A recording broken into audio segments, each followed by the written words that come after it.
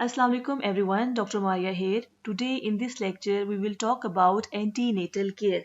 In antenatal care क्या होता है कि स्पेशल अपॉइंटमेंट्स जो हैं वो शेड्यूल की जाती हैं एक प्रेग्नेंट लेडी की with a health care provider, ताकि प्रेग्नेंट लेडी की इन्वेस्टिगेशंस की जा सकें, कोई मसला हो तो इंटरवेंशन हम कर सकें. So, what are the learning outcomes? At the end of this teaching session, every student must know an overall concept of antenatal care. इसके अलावा पता होना चाहिए आपको कि हम कौन सी हेमाटोलॉजिकल इन्वेस्टिगेशन करवाते हैं एट बुकिंग विजिट, हम कौन से स्क्रीनिंग टेस्ट करवाते हैं at the booking visit. So let's start.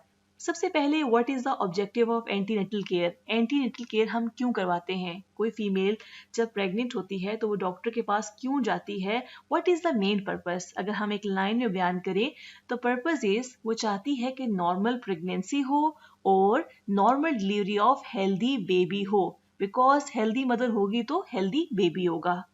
अगर आपसे शॉर्ट क्वेश्चन आए या उसकी में पूछा जाए या वाइवा में कि what are the objectives of antenatal care, जो अक्सर पूछा जाता है, तो आपने कॉन्सेप्ट से बताना है कि we want to reduce maternal and perinatal mortality and morbidity rates.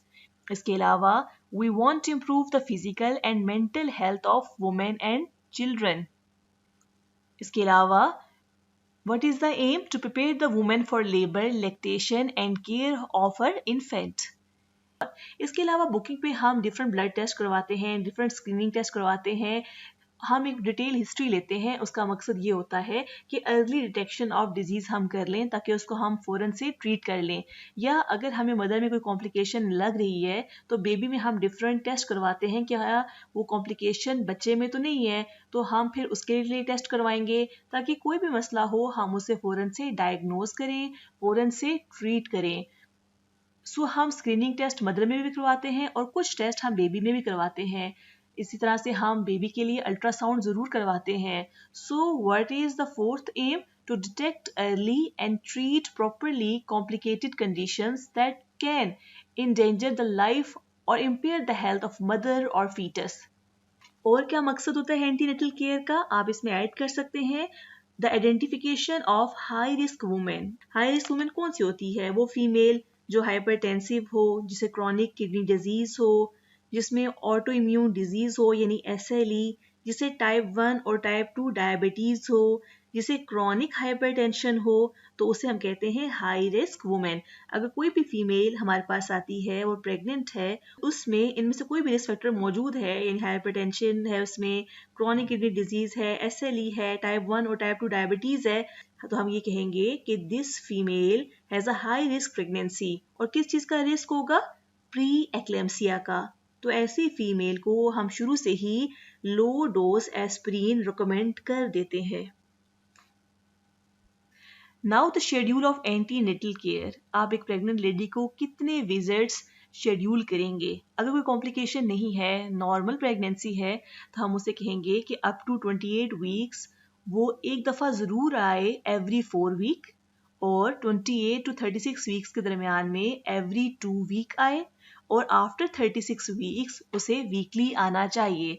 और अगर कोई कॉम्प्लिकेशन हो तो उसके मुताबिक हम उसे जल्द बुला लेंगे. सो ये भी आपसे पूछा जा सकता है.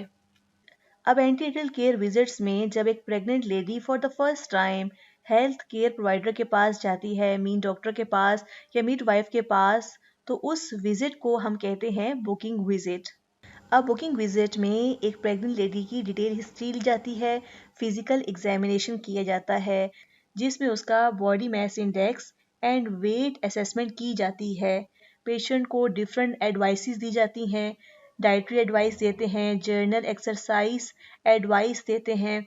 इसके अलावा डिफरेंट इन्वेस्टिगेशंस करवाई जाती हैं, identification of high risk pregnancy की जाती है. सो हम उसको वन बाय वन देखते हैं. सबसे पहले weight gain in pregnancy. Normal weight gain कितना होता है? वो अकॉर्डिंग टू द BMI होगा.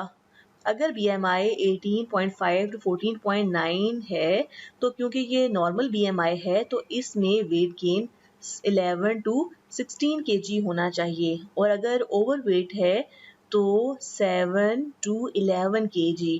और अगर पेशेंट ओबीस है तो वेट गेन 5 to 9 kg होना चाहिए। इसको आपने पाउंड्स में भी याद करना है। नाउ अगर इंक्रीज्ड बीएमआई है तो क्या कॉम्प्लिकेशंस होंगी प्रेगनेंसी में? तो कॉम्प्लिकेशंस जो है वो मैटरनल हो सकती हैं, फीटल हो सकती हैं।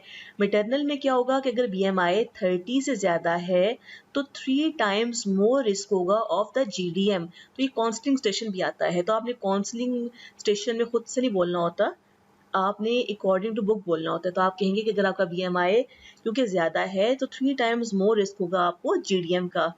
रिस्क ऑफ हाइपरटेंशन होता है, PIH, risk of Venus thromboembolism होता है। अब फीटल में क्या कॉम्प्लिकेशंस होती हैं? अगर बीएमआई मदर का 40 से ज़्यादा है तो risk of neural tube defect 3 गुना ज़्यादा हो जाएगा अगर बीएमआई 30 से कम होगा उसकी निस्बत। और अगर बीएमआई 30 से ज़्यादा मदर का है तो उसे चाहिए कि वो फोलिक एसिड की डोज 5 मिलीग्राम ले, प्री कॉन्सेप्शन भी यानी 3 माह बिफोर कॉन्सेप्शन, और जब कंसीव कर ले तो उसके 12 हफ्ते तक यानी फर्स्ट ट्राइमेस्टर में। तो ये आपने याद रखनी है बात कि 5 मिलीग्राम फोलिक एसिड वरना 400 माइक्रोग्राम डोज होती है। अगर बीएमआई 30 से ज़्यादा है तो रिस्क ऑफ मिसकैरेज 25% होगा। नॉर्मली कितना होता है? 20%। स्टिल बर्थ का रिस्क जो है वो 1% होगा, नॉर्मली 0.5% होता है, इसका मतलब है डबल हो जाएगा। अब इंट्रापार्टम कॉम्प्लिकेशंस क्या होंगी? मैटरनल कॉम्प्लिकेशंस हो सकती हैं अगेन, एंड फीटल आप डिवाइड करेंगे। मैटरनल में क्या होगा कि डिफ़िकल्टी विद एनाल्जेसिया होगा, difficulty in monitoring with labour होगा, increase rate of instrumental delivery होगा, increase rate of C section होगा। और फीटल में क्या कॉम्प्लिकेशन होगी कि शोल्डर डिस्टोशिया का रिस्क बढ़ जाएगा, बिकॉज अगर मदर ओबीस है तो बच्चा भी मैक्रोसोमिया होगा। तो अगर BMI 20 है तो 7% रिस्क होता है, लेकिन अगर BMI 30 है तो 14% रिस्क होता है ऑफ द शोल्डर डिस्टोशिया। अब पोस्ट नेटल कॉम्प्लिकेशंस क्या होंगी? मैटरनल कॉम्प्लिकेशंस होंगी और न्यू नेटल कॉम्प्लिकेशंस होंगी। मैटरनल में क्या होगा कि वीनस थ्रोम्बोएम्बोलिज्म होगा, वूंड ब्रेकडाउन इन्फेक्शन के चांस होंगे, पोस्ट नेटल डिप्रेशन होगा। न्यूनेट में क्या कॉम्प्लिकेशंस होंगी? इंक्रीज रिस्क ऑफ ओबेसिटी होगा, इंक्रीज रिस्क ऑफ डायबिटीज होगा। नाउ अब प्रेगनेंसी में अक्सर फीमेल से कहते हैं कि हमें एक्सरसाइज करनी चाहिए या नहीं करनी चाहिए, तो हमने उसे कहना है कि इस तरह से एक्सरसाइज करनी चाहिए कि इतनी एक्सरसाइज करनी चाहिए कि जो हार्ट बीट है वो इस रेंज में जो है वो इंक्रीज करे। फॉर एग्जांपल अगर एज 20 से कम है तो heart beat 140 to 155 beats per minute तक ही जाए, इससे ज़्यादा नहीं। अगर एज 20 से 29 ईयर्स के दरमियान में है तो 135 से 150 बीट्स पर मिनट के दरमियान में हार्ट बीट हो। अगर एज 30 से 39 ईयर्स के दरमियान में है तो हार्ट बीट 130 से 145, और अगर एज 40 से ज़्यादा है तो वो कम एक्सरसाइज करे या कम मुश्किल एक्सरसाइज करे as compare to the above, या वो ऐसा चले ताकि उसकी जो हार्ट बीट है वो 125 से 140 बीट्स पर मिनट के दरमियान में रहे। Now what dietary advice you will give to the pregnant lady? According to 10 teachers, आपने प्रेग्नेंट लेडी से कहना है कि do not eat for two, कि अब वो प्रेग्नेंट हो गई है तो ऐसा नहीं कि वो डबल खाना शुरू कर दे, लेकिन जो भी वो खा रही है उसमें फाइबर ज़्यादा होना चाहिए। फाइबर किन में ज़्यादा होता है? जैसे कि फ्रूट्स हो गए, वेजिटेबल्स हो गए, होल ग्रेन हो गया, तो उनमें फाइबर ज़्यादा होता है। और इसके अलावा उसने स्टार्ची फूड लाजमी इस्तेमाल करने हैं, वो मेन मील होना चाहिए। स्टार्ची फूड कौन से होते हैं? Like potatoes, pasta, rice, whole grain, because carbohydrate is the main source of the development of baby's brain and body. इसके अलावा फ्राइड फ्रूट और ड्रिंक्स का इस्तेमाल नहीं करना, हाई फैट का इस्तेमाल नहीं करना, और पेशेंट को एडवाइस करनी है कि ईट करे वो at least 5 portions of variety of fruits and vegetables each day. और पेशेंट से कहना है कि उसने डाइटिंग नहीं करनी। Dieting in pregnancy is not recommended, but controlling weight gain in pregnancy is advocated. उससे हम ये कहते हैं कि वेट गेन को कंट्रोल करना है, ये ना हो कि वो खा खा कर उसका वेट बहुत ज़्यादा हो जाए। तो पोर्शंस में खाना है, काम की चीज़ खानी है, फ्राइड चीज़ नहीं खानी। नाउ ये इंपॉर्टेंट चीज़ है, बुकिंग टेस्ट कौन से होते हैं? बुकिंग टेस्ट में आप यूरिन टेस्ट करवाते हैं, मिड स्ट्रीम यूरिन आप देते हैं फॉर कल्चर एंड सेंसिटिविटी। तो हर पेशेंट का बुकिंग पे आपने कल्चर एंड सेंसिटिविटी ज़रूर करवाना है। वाई? ये भी एमसीक्यू आता है। हमने देखना होता है एसिम्प्टोमेटिक बैक्टीरियूरिया। अब देखिए सिम्प्टोमेटिक तो बता ही देगा, पेशेंट को तो कंप्लेन होगी, लेकिन एसिम्प्टोमेटिक का हमें कैसे पता चलेगा? जब हम उसका कल्चर एंड सेंसिटिविटी कराएंगे। और हम क्यों करवाते हैं, ये भी एमसीक्यू आता है, क्योंकि हमें डर होता है कि इसकी वजह से क्या हो सकता है, मिसकैरेज हो सकता है और प्री टर्म डिलीवरी हो सकती है, पाइलोनेफ्राइटिस हो सकता है। तो आपने ये 3 बातें याद रखनी है। तो जब भी एसिम्प्टोमेटिक बैक्टीरिया होगा, पाइलोनेफ्राइटिस हो सकता है, पाइलोनेफ्राइटिस होगा तो मिसकैरेज हो सकता है, प्री टर्म डिलीवरी हो सकती है। तो इसीलिए जो है हम ये टेस्ट करवाते हैं।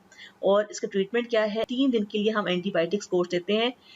यूरिन एनालिसिस में हमने क्या देखना होता है, और हमने आप एवरी एंटीनेटल विजिट में ये करवाना होता है। जब फर्स्ट टाइम आई तो हमने कल्चर एंड सेंसिटिविटी करवा लिया एक ही दफ़ा एसिम्प्टोमेटिक बैक्टीरिया देखने के लिए, लेकिन अब जब भी वो आएगी दोबारा तो हमने यूरिन एनालिसिस ज़रूर करवाना है। क्या देखने के लिए कि प्रोटीन्स हैं या नहीं हैं। अगर प्रोटीन्स मौजूद हैं तो रीनल डिजीज सोचेंगे, पीआईएच सोचेंगे। डिपेंड करता है जेस्टेशनल एज, 20 वीक से पहले है तो रीनल डिजीज, 20 वीक से बाद जेस्टेशनल एज है तो पीआईएच।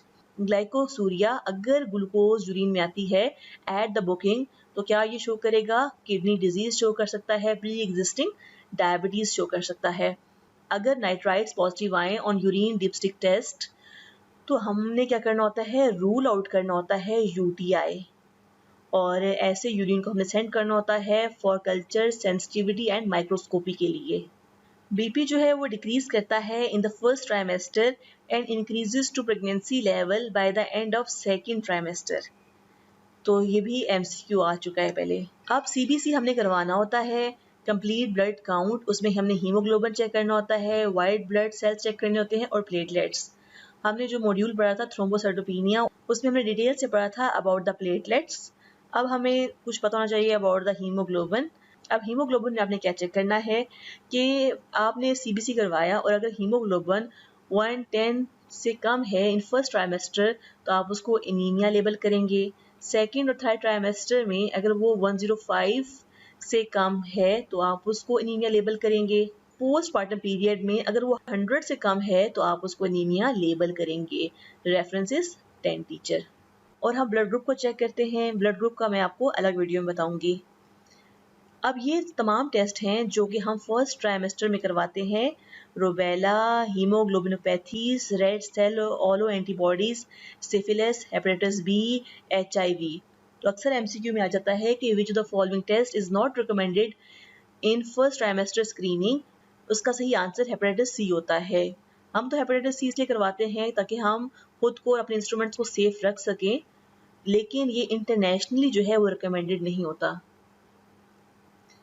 विटामिन डी की भी स्क्रीनिंग आपने करवानी होती है। देखिए हम फर्स्ट 3 मंथ्स में क्या देते हैं, हम फर्स्ट 3 मंथ्स में देते हैं फोलिक एसिड, लेकिन उसको विटामिन डी भी देना चाहिए, ना सिर्फ फर्स्ट 3 मंथ्स में बल्कि थ्रू आउट द प्रेगनेंसी। और कितनी डोज? 10 माइक्रोग्राम हमने देना होता है डेली। इसके अलावा ब्रेस्ट फीडिंग मदर्स में भी ये देना होता है। नेक्स्ट लेक्चर्स में हम फीटल कंडीशंस को स्टडी करेंगे। जाहिर सी बात है कि आप एंटीनेटल केयर में आगे हमें टेस्ट करवाने होते हैं बेबी के लिए। तो कौन से टेस्ट होते हैं? हम बायोकेमिकल स्क्रीनिंग करवाते हैं, अल्ट्रासाउंड स्क्रीनिंग करवाते हैं, प्रीनेटल डायग्नोसिस के लिए टेस्ट करवाते हैं, और मल्टीपल प्रेगनेंसी इसमें आता है, फीटल इन्फेक्शन इसमें आता है, और इसके अलावा IUGR, polyhydramnios. So for more videos stay tuned.